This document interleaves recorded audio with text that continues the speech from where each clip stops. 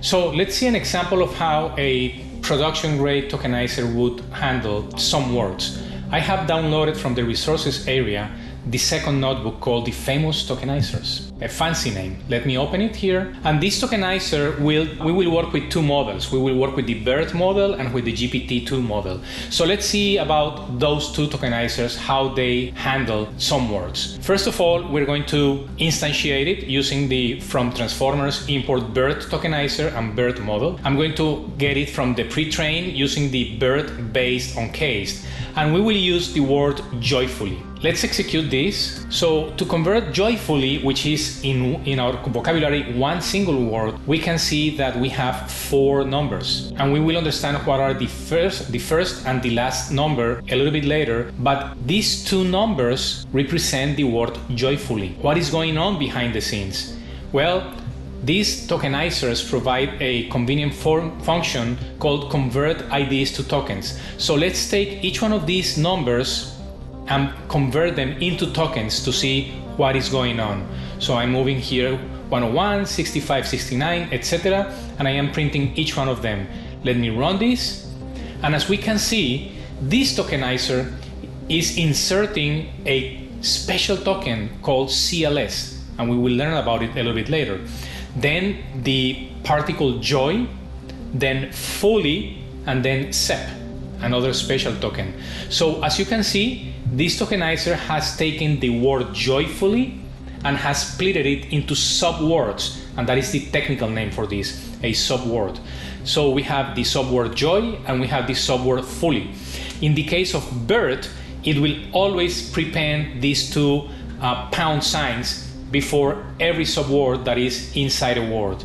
So when you explore the BERT tokenizer, anytime you see these pounds before the particle, that means that this is a subword that belongs to a bigger word. So this is how BERT is handling the word joyfully.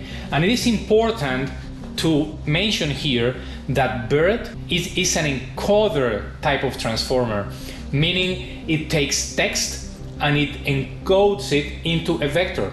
It extracts the feature and it returns, or the output of the transformer is a vector, it's not words. Now let's see what happens with GPT-2, another famous model. In the case of GPT-2, we are talking about an autoregressive transformer. What this means is that the transformer predicts the next token until a certain condition is met. The condition can be end of sentence token that the transformer found, or the condition can be the maximum length defined by the user or by the context of the transformer. Let's run this cell to instantiate the GPT-2 tokenizer, and let's use the very same word joyfully. Now we have a different output from this tokenizer. We only have two numbers, 2633 and 2759. The first thing to note here is that as the BERT transformer split in their tokenizer the word joyful in two, here GPT-2 is also doing that, is splitting this word in two. But notice this, the numbers of each one of the particles in the GPT-2 are different from the numbers in the BERT. What this tells us is that each model has its own tokenizer.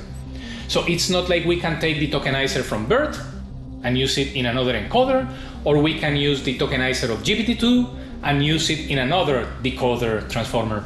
Each one has its own tokenizers.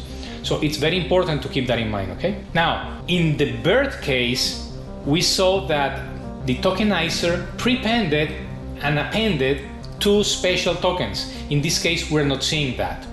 It is not like GPT-2 is not using special tokens. We will see that it does, but in this case, it is not using them for the function or for the task that we are performing. As we did with the previous example with BERT, let's reverse what GPT-2 is doing here. Let me instantiate again and run it. And we can see that the word joyfully was also split into joy and fully. However, this time you can see that there are no pound signs prepended to the particle fully. So each tokenizer for each model is defined in a different way.